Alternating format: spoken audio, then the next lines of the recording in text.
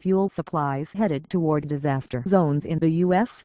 Northeast on Saturday, and 1 million customers regained electricity as near freezing temperatures threatened to add to the misery of coastal communities devastated by Superstorm Sandy.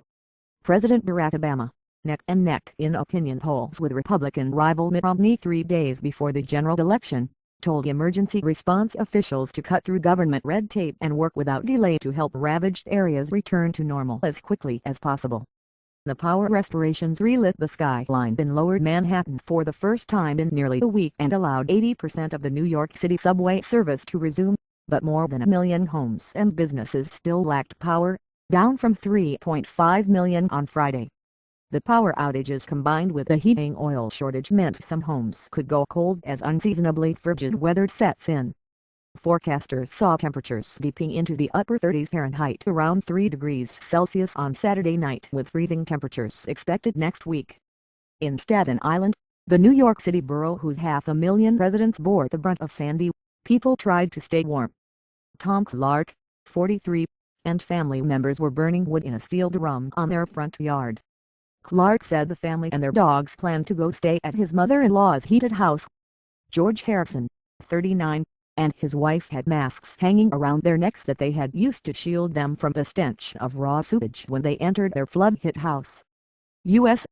Secretary of Homeland Security Janet Napolitano visited Staten Island on Friday amid assertions by some angry residents that they had been ignored by emergency relief workers. The weather forecast remains bleak. An aggressive early-season nor'easter storm was expected to hit the battered New England coast next week with strong winds and heavy rain. New York City Mayor Michael Bloomberg on Saturday urged those without power and heat, especially the elderly and other vulnerable groups, to head to shelters where they could keep warm and receive food. "Right now it's starting to really get cold," he said. In New York and New Jersey, more than 18,000 people remained in shelters, Federal Emergency Management Agency Administrator Craig Fugate said. Bloomberg criticizes utility. "There's no heating oil around," said Vincent Savino, the president of Statewide Oil and Heating, which usually supplies 2,000 buildings across New York City. "I don't know how much fuel we have left, maybe a day or two." The post-storm chaos also threatened to jumble Tuesday's election, with Obama and Republican challenger Mitt Romney locked in a tight race. The storm's death toll rose to at least 110, with 9 more deaths reported in New Jersey on Saturday, raising the total in that state to 22. Bloomberg put New York City deaths at 41.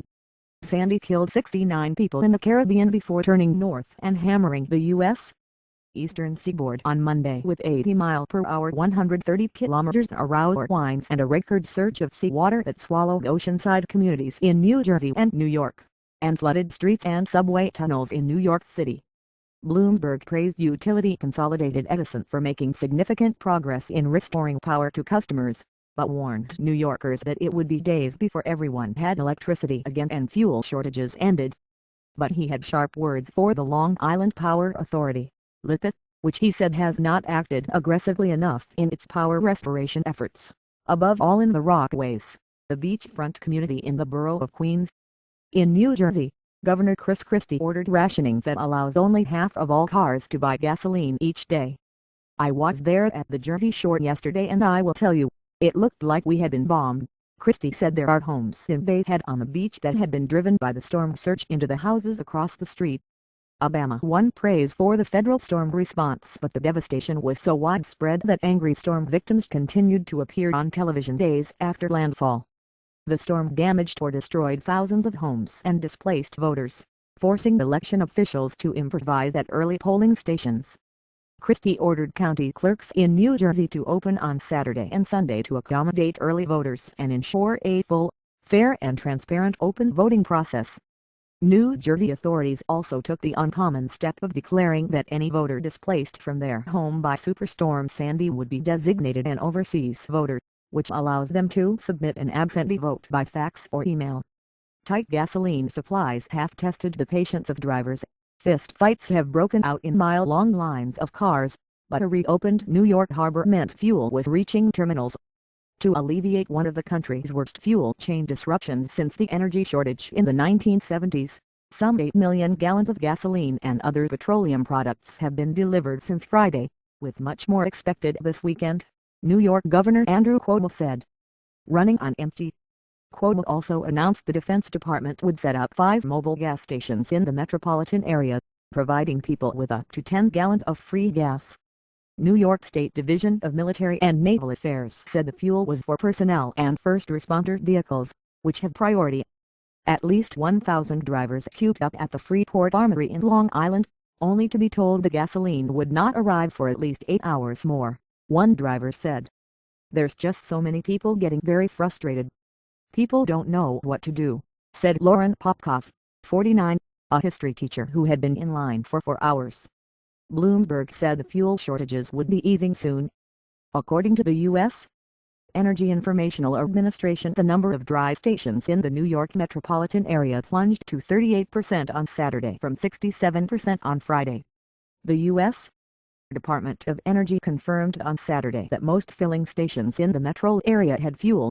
New York City's overstretched police got a break with the cancellation of Sunday's marathon, the popular annual race that became a lightning rod for critics who said it would divert resources. People are also worried about crime.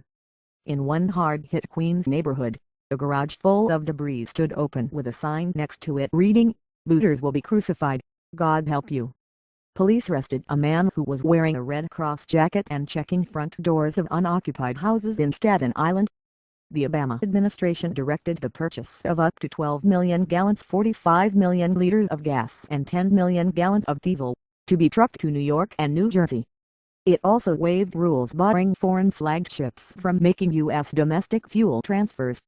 Consolidated Edison, battling what it called the worst natural disaster in the company's 180-year history, restored electricity to many Manhattan neighborhoods, though some 11,000 customers on the island were without service.